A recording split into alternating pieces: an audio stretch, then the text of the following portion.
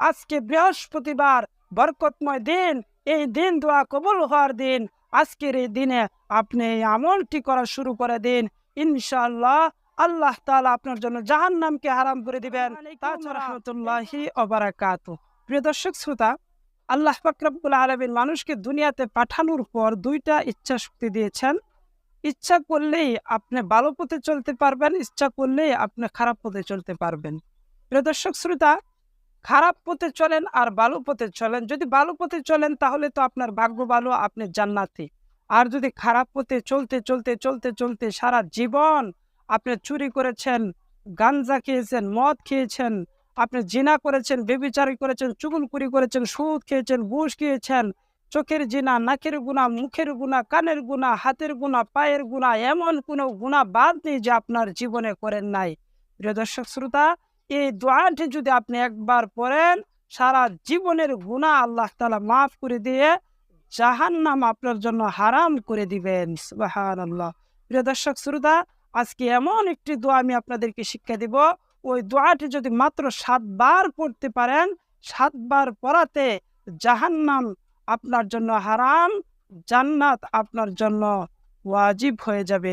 প্রিয় দর্শক শ্রোতা, এই দোয়াটি খুবই পাওয়ারফুল এবং শক্তিশালী এবং সহিহ হাদিসের আলোকে দোয়াটি বর্ণিত হয়েছে।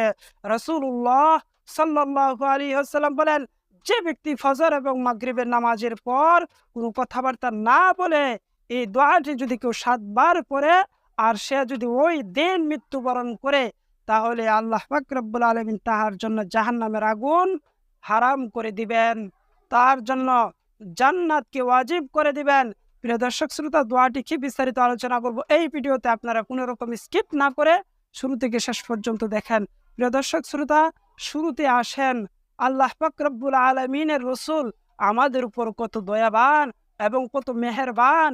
উনার দয়া এবং উনার অনুকম্পা আমাদের উপর এত বেশি যে উনার একটা উম্মত যতক্ষণ পর্যন্ত জাহান্নামে থাকবে, আল্লাহ রসুল বলেন, আমি ততক্ষণ পর্যন্ত জান্নাতে যাব না, আমি আমার উম্মতদেরকে নিয়ে তারপরে জান্নাতে যাব।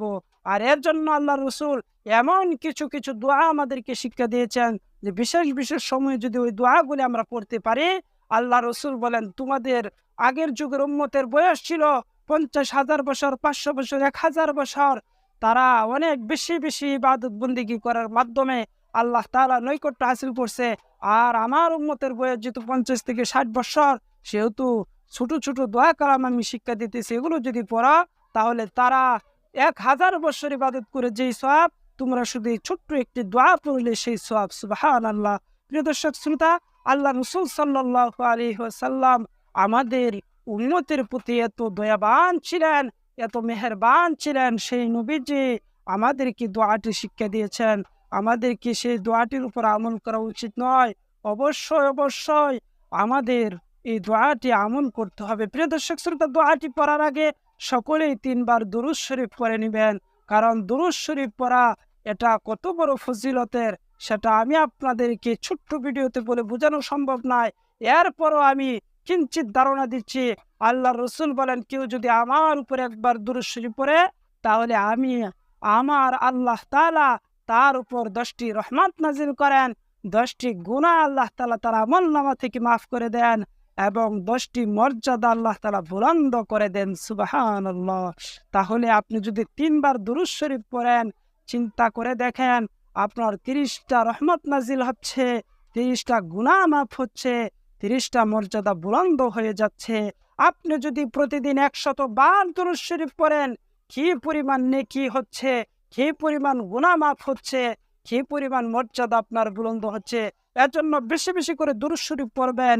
প্রিয় বন্ধুরা, দুরূদ শরীফ পড়ার এত ফজিলত হাদিসের মধ্যে বর্ণিত হয়েছে, আমি বুঝাতে পারবো না। তাছাড়া যে দোয়া পড়া হয়, দোয়ার শুরুতে এবং শেষে দুরূদ শরীফ থাকে না, সেই দোয়া আল্লাহ তাআলা কবুল করেন না। সুবহানাল্লাহ।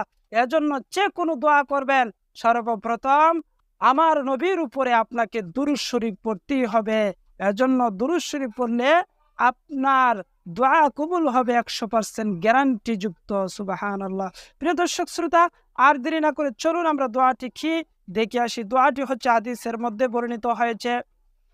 আল্লাহর নবী বলেন, এই দোয়াটি যদি কেউ 7 বার পড়ে, সকালে অথবা বিকালে, ওই দিন যদি মারা যায়, ওই রাত্রিতে যদি মারা যায়, তাহলে আল্লাহ তাআলা তার ওই বান্দার জন্য জাহান্নামের আগুনকে হারাম করে দিবেন।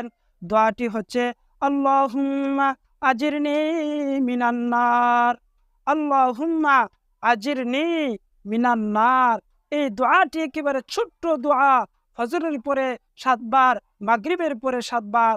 আজকে বৃহস্পতিবার, বরকতময় দিন। এই দিন দোয়া কবুল হওয়ার দিন। আজকের এই দিনে আপনি এই আমলটি করা শুরু করে দিন। ইনশাআল্লাহ আল্লাহ তাআলা আপনার জন্য জাহান্নামকে হারাম করে দিবেন। তাছাড়া এই দোয়াটি পরে আপনি আল্লাহ তাআলার কাছে যা চাইবেন, আল্লাহ তাআলা আপনাকে তা দিতে বাধ্য হবেন। কারণ এই দোয়াটি জাহান্নাম থেকে যদি মুক্তির কারণ হতে পারে, তাহলে দুনিয়ার অসুস্থতা থেকে আল্লাহ তাআলা আপনাকে হেফাজত করবেন।